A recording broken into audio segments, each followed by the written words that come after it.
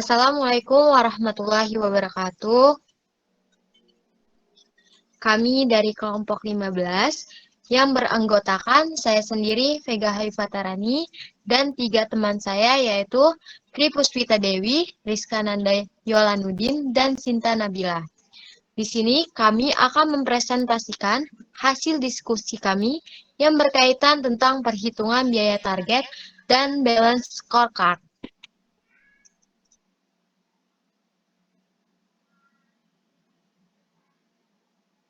Selanjutnya itu ada kalkulasi biaya target atau target costing.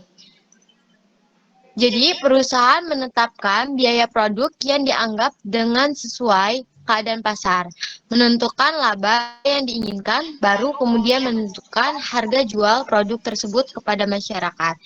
Rumusnya yaitu ada target biaya sama dengan harga jual dikurang laba yang diharapkan. Jadi, kalkulasi biaya target merupakan metode pengerjaan terbalik dari harga untuk menentukan suatu biaya, di mana Departemen Pemasaran menetapkan karakteristik dan harga pokok yang paling dapat diterima oleh pelanggan.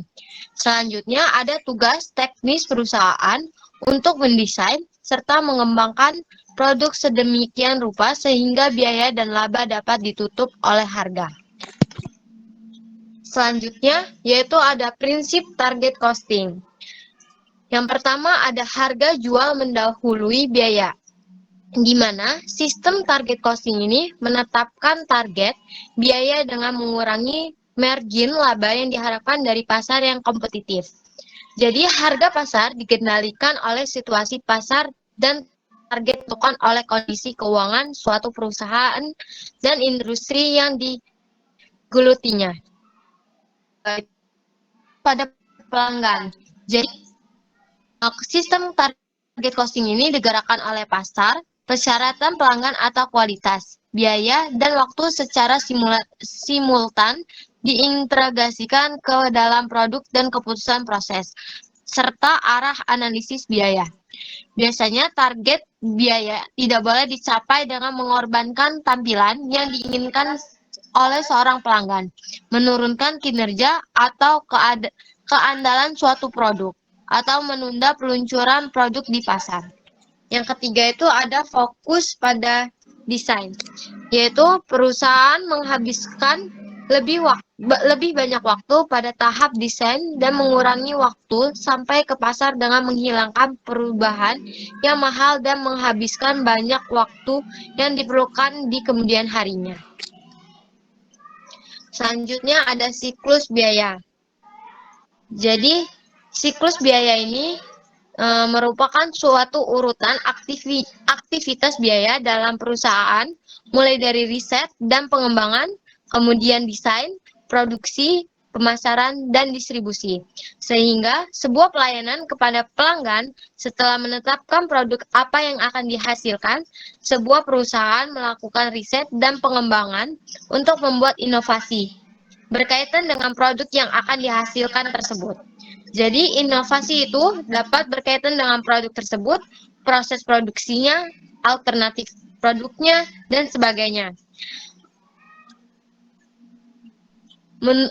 Untuk menurunkan biaya hingga ke tingkat biaya yang dikehendaki, perusahaan ini memiliki dua alternatif, yaitu yang pertama, mengintegrasikan teknologi manufaktur baru. Menggunakan teknik manajemen biaya yang canggih seperti ABC dan mencari produktivitas yang lebih tinggi melalui perbaikan organisasi serta hubungan tenaga kerja. Sehingga di dalam suatu perusahaan itu dapat menurunkan biaya. Dengan adanya pendekatan ini diimplementasikan dengan menggunakan penentuan biaya standar atau kind costing. Yang kedua itu ada dengan mendesain produk atau jasa. Perusahaan dapat menurunkan biaya hingga ke tingkat target biaya yang diinginkan oleh perusahaan tersebut. Dengan adanya metode ini, belum dipakai karena mengakui bahwa keputusan desain memiliki pengaruh yang besar terhadap total biaya selama siklus biaya produksi.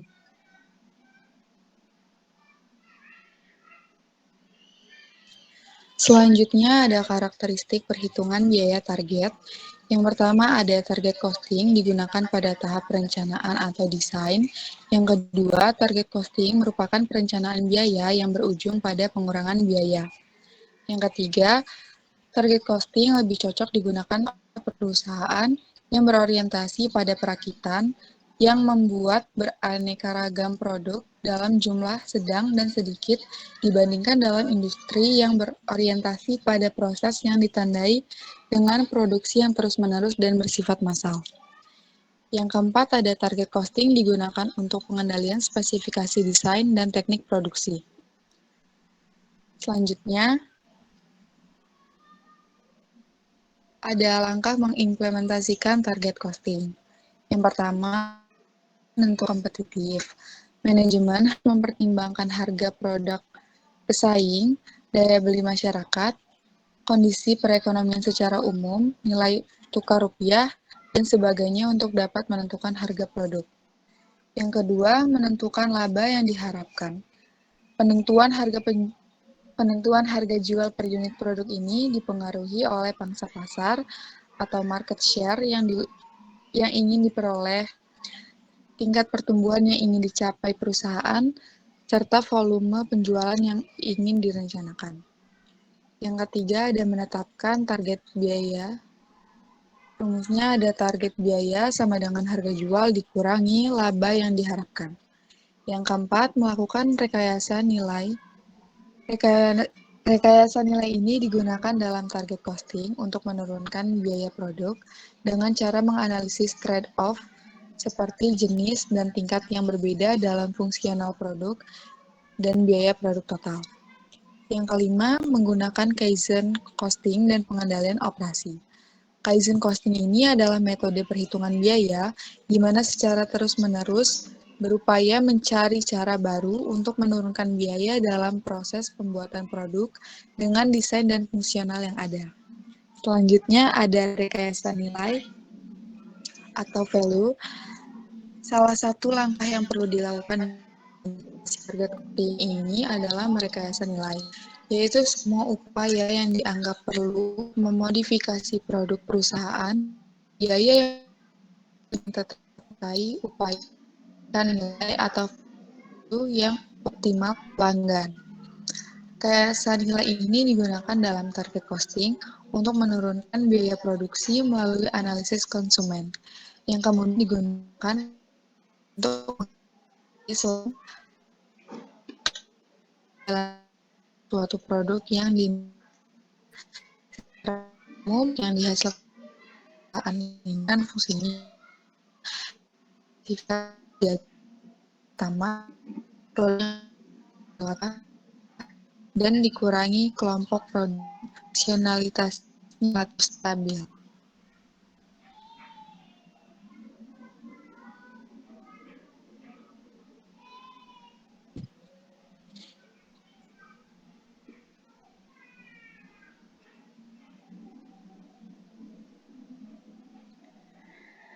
Selanjutnya ada kelebihan dan kekurangan target costing. Untuk kelebihan target costing yang pertama yaitu menunjukkan adanya komitmen manajemen agar bisa melakukan berbagai perbaikan. Di sini nantinya biaya ini akan didasarkan dengan harga yang hampir sama dengan brand lainnya. Lalu yang kedua, memberikan harapan pada para pelanggan agar mereka bisa mempunyai produk tersebut. Yang ketiga, menciptakan skala ekonomi yang jauh lebih baik. Seiring dengan berjalannya waktu, penerapan pada target costing ini akan mulai menciptakan skala ekonomi yang jauh lebih baik sebagai salah satu cara pendekatan perusahaan dalam merancang dan juga membuat produk yang sesuai dengan apa yang diinginkan oleh konsumen atau pelanggan.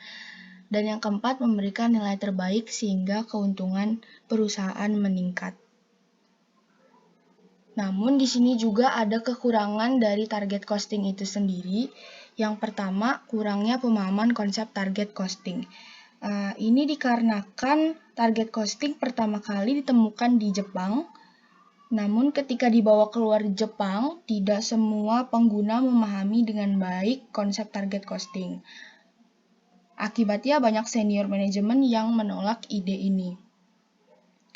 Kemudian yang kedua ada implementasi yang kurang dalam konsep teamwork. Pengurangan biaya yang dilakukan dalam sebuah unit kerja seringkali tidak dilakukan di unit kerja yang lain. Contohnya, dalam sebuah departemen produksi berhasil mengelola biaya, sehingga berhasil melakukan pengurangan biaya. Namun di departemen lain, seperti administrasi, pemasaran, dan distribusi, justru memboroskan biaya. Sehingga perusahaan yang akan mengadopsi target costing harus mengadaptasi tingkat kerjasama tim, kepercayaan, dan kerjasama agar target costing dapat sukses. Yang terakhir ada penyebab karyawan terlalu lelah. Karyawan di banyak perusahaan Jepang yang menerapkan target costing mengalami kelelahan yang luar biasa karena adanya tekanan untuk memenuhi target biaya.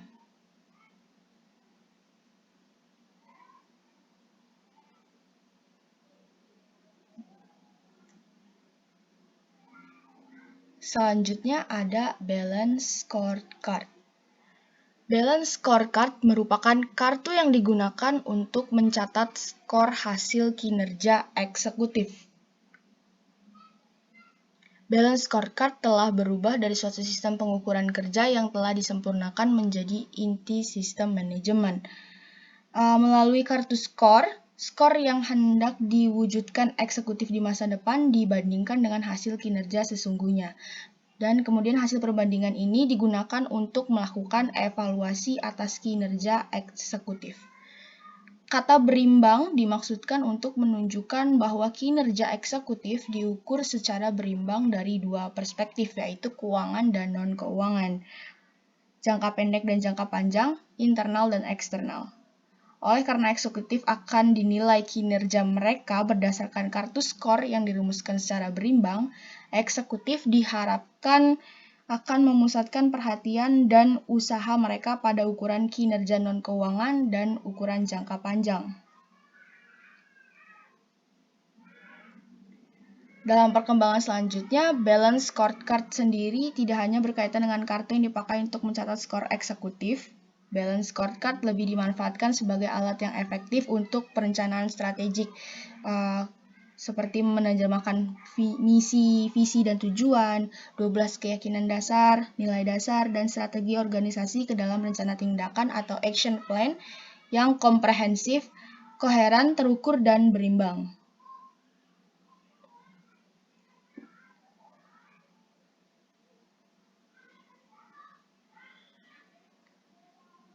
Slide selanjutnya, V.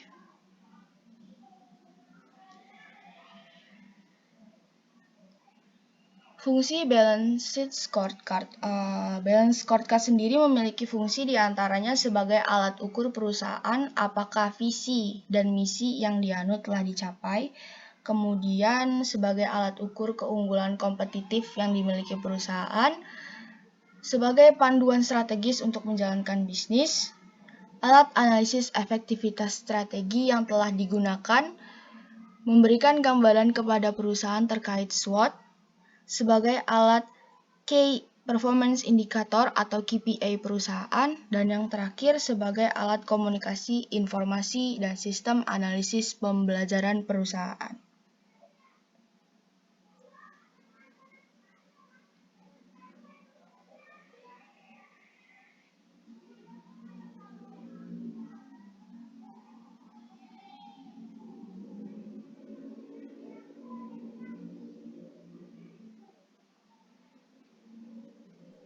Selanjutnya ada perspektif balance scorecard, yaitu pertama ada dari perspektif keuangan, yaitu dalam perspektif keuangan ini terdapat perbedaan dalam siklus hidup bisnis, yaitu bertumbuh, lalu bertahan, dan menuai. Lalu ada dari perspektif Dalam balance scorecard, perspektif keuangan merupakan perspektif yang tidak bisa diabaikan. Pengukuran kinerja keuangan menunjukkan apakah perencanaan, implementasi, dan pelaksanaan serta strategi memberikan perbaikan mendasar. Perbaikan tersebut dapat berupa gross operation income, return on investment, atau economic value added. Lalu ada perspektif pelanggan, mendefinisikan segmen pasar dan pelanggan di mana unit bisnis akan bersaing. Selanjutnya ada perspektif bisnis internal, menjelaskan proses internal yang diperlukan untuk memberikan nilai kepada pelanggan dan pemilik. Selanjutnya ada perspektif dalam pembelajaran dan pertumbuhan atau infrastruktur, di mana ini memiliki kemampuan yang diperlukan organisasi untuk memperoleh pertumbuhan jangka panjang dan juga perbaikan. Perspektif terakhir mengacu pada 3 faktor utama yang memungkinkannya, yaitu ada kemampuan pegawai, kemampuan sistem informasi, dan perilaku pegawai atau motivasinya, pemberdayaan, dan juga penjajarannya. Selanjutnya, next.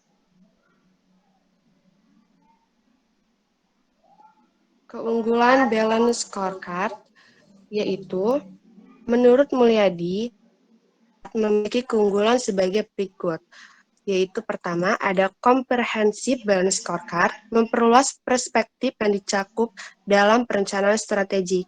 Dari yang sebelumnya hanya terbatas pada perspektif keuangan, meluas ke 3 perspektif lainnya, yaitu pelanggan, proses bisnis internal, serta pembelajaran dan pertumbuhan.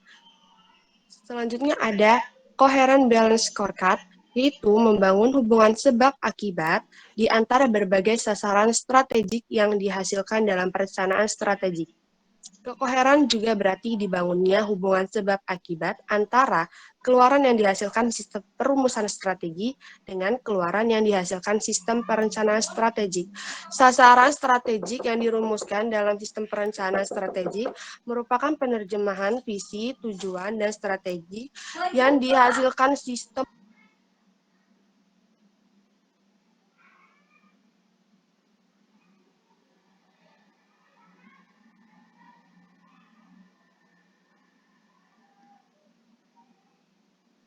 Selanjutnya ada berimbang keseimbangan sasaran strategik yang dihasilkan oleh sistem perencanaan strategik, yaitu penting untuk menghasilkan kinerja keuangan berkesinambungan.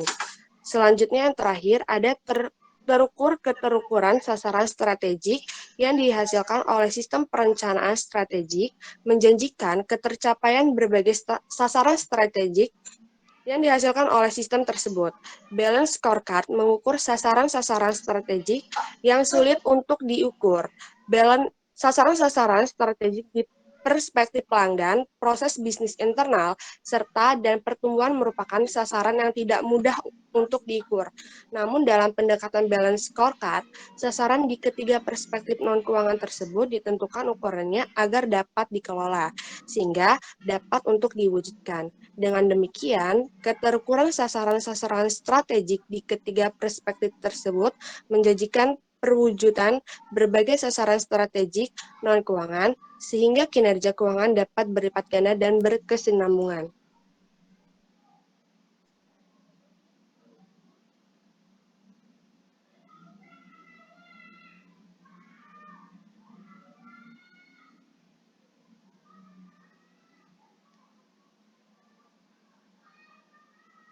Sekian presentasi yang bisa kami sampaikan. Jika ada kekurangan, kami mohon maaf. Terima kasih atas perhatiannya. Wassalamualaikum warahmatullahi wabarakatuh.